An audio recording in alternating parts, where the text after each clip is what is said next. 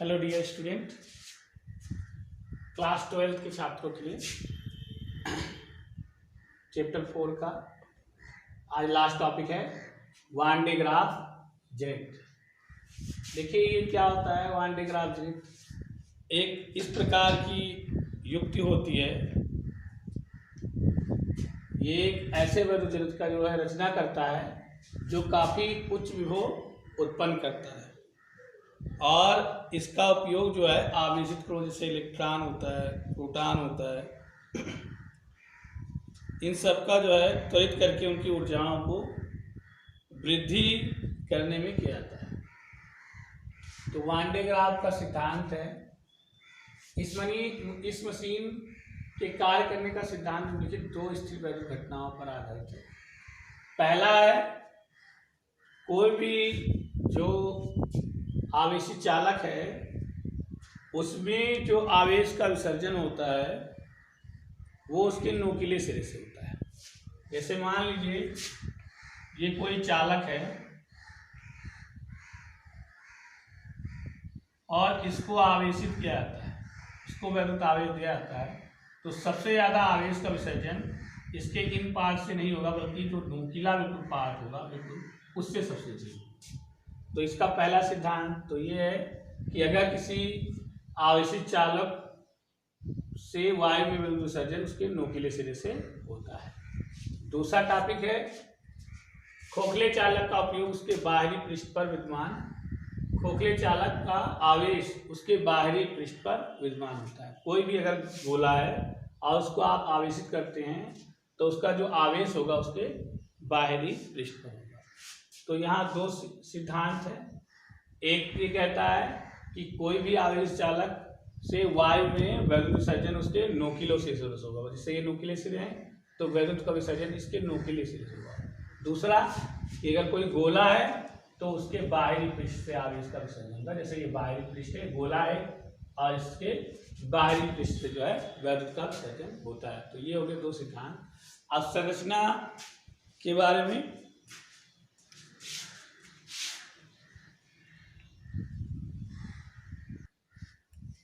देखिए, अब इसके संरचना के बारे में कि सचित्र वर्णन आता है वन डे ग्राफ का। तो इसमें क्या होता है, एक धातु का गोला होता है, धातु का गोला जो है दो अचालक स्तंभों से जुड़ा रहता है। इसके बीच में एक घिरनी होती है, जो घिरनी होती है सिरविहीन बिल्कुल उस रबड़ से जो है जुड़ी होती है, रबड़ की एक बेल्ट होती है उससे जुड़ी होती है और इसमें दो घिरनियाँ लगी होती हैं। एक घिरनी को P2 कहते हैं और एक घिरनी हमारा P1। ठीक, फिर धातु का जो गोला होता है उसके भीतरी सिरे से ज्वाइंट होता हुआ एक कंघा लगा रहता है C2 और दूसरा कंघा इसके निचले सिरे पर C1 लगा रहता है जो कि पृथ्वी से जुड़ा रहता है।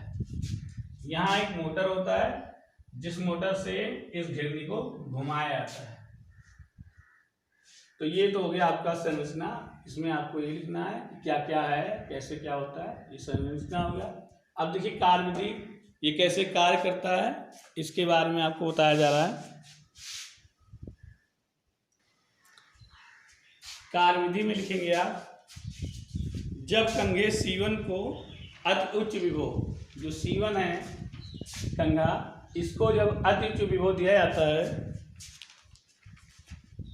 अति उच्च विभव दिया जाता है तो तीक्ष्ण बिंदुओं की क्रिया के फलस्वरूप यह इसके स्थान में आयन उत्पन्न करता है। धन आयनों व कंघे C1 के बीच प्रतिकर्षण के कारण, ये जो धन आयन होंगे और इस कंघे C1 के प्रतिकर्षण के कारण ये धन आयन बेल्ट पर चले जाते हैं। इसके कारण जो प्रतिकर्षण होगा, जो धनायन होगा वो इस बेल्ट पर चले जाते हैं, धनायन बेल्ट पर चले जाते हैं। गतिमान बेल्ट द्वारा ये आयन ऊपर ले जाए जाते हैं। C2 के तीक्ष्ण सिरे बेल्ट को ठीक छूते हैं। इस प्रकार कंघा C2 बेल्ट के धन आवेश को एकत्रित करता है। ये धन आवेश शीघ्र ही गोले यस के बाहरी पृष्ठ पर स्थानांतरित हो जाता है। क्योंकि बेल्ट घूमती रहती है, यह धन आवेश को ऊपर की ओर ले जाती है, जो कंघे C2 द्वारा एकत्रित कर लिया जाता है तथा गोले यस के बाहरी पृष्ठ पर स्थानांतरित हो जाता है।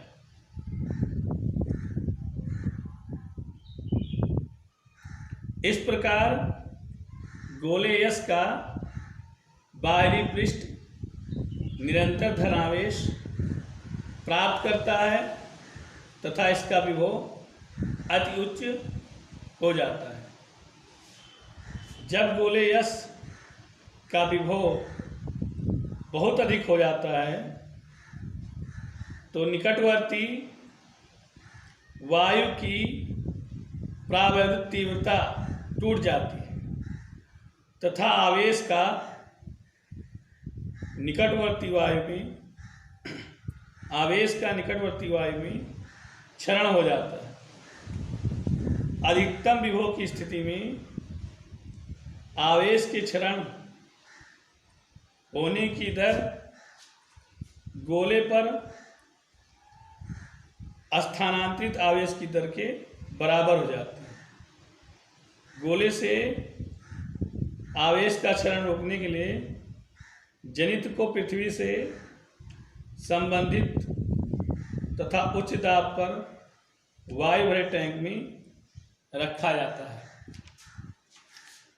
तो ये हो गया, आपको अभी कार्य विधि दिखाया गया है, बोला गया है। कार्य विधि आप लोग लिख लीजिएगा। संरचना के बारे में आपको बता ही दिया गया, कुछ नहीं करना है। इसमें धातु का एक गोला होता है जिसे यश कहते हैं। इसके भीतर एक घिरनी P2 लगी होती है जिसमें रबड़ की श्रेयहीन बेल्ट जुड़ी होती है। इसको कंघे C1 व C2 से जोड़ दिया जाता है। कंघा C1 जो होता है वो हमारे DC से जुड़ा होता है, करंट से, उच्च विभव से, और जो C2 होता है वो गोले के भीतरी सिरे से जुड़ा होता है। और घिरनी को चलाने के लिए एक मोटर से जोड़ देते हैं जो कि घिरनी को घुमाता रहता है। तो ये तो हमारा हो गया संरचना। कार्य विधि के बारे में आपको अभी लिखाया गया था, बोला गया था, उसको लिखना है। फिलहाल एक बार फिर से समझ लीजिए।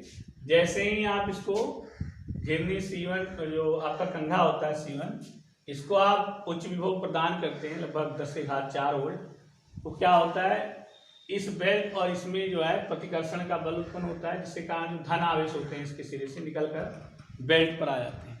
अब क्योंकि मोटर की सहायता से घिरनी चलती रहती है, घूमती है, और ये बेल्ट भी घूमता है, इसलिए जो धन आवेश होते हैं ये भी घूमने लगते हैं। तो जब धन आवेश यहाँ आता है तो C2 जो है इसको आकर्षित कर लेता है और गोले तक पहुँचाता रहता है। इस तरह प्रक्रिया बहुत चलती रहती है। उसके उपरांत गोले के बाहर जो है धन आवेश उत्पन्न हो जाता है। ये धन आवेश जब बहुत उच्च मात्रा में जाता है तो उसके अगल बगल जो वायु होता है उसको वो तोड़ देता है, उसे निरावेशित कर देता है। इस विभव के क्षरण को बचाने के लिए क्या करते हैं, इसको एक बॉक्स में रखते हैं और जो आवेश होता है धनावेश को, इसको पृथ्वी से जोड़ देते हैं ताकि पृथ्वी के निकलने वाले जो इलेक्ट्रॉन है उसको निरावेशित कर देते हैं। तो ये हो गया आपका वांडे ग्राफ जनित। इसकी सिद्धांत आपको बता दिया, इसका संरचना बता दिया गया है और कार्य विधि आपको बोलकर लिखा दिया गया है, नोट कर लीजिएगा।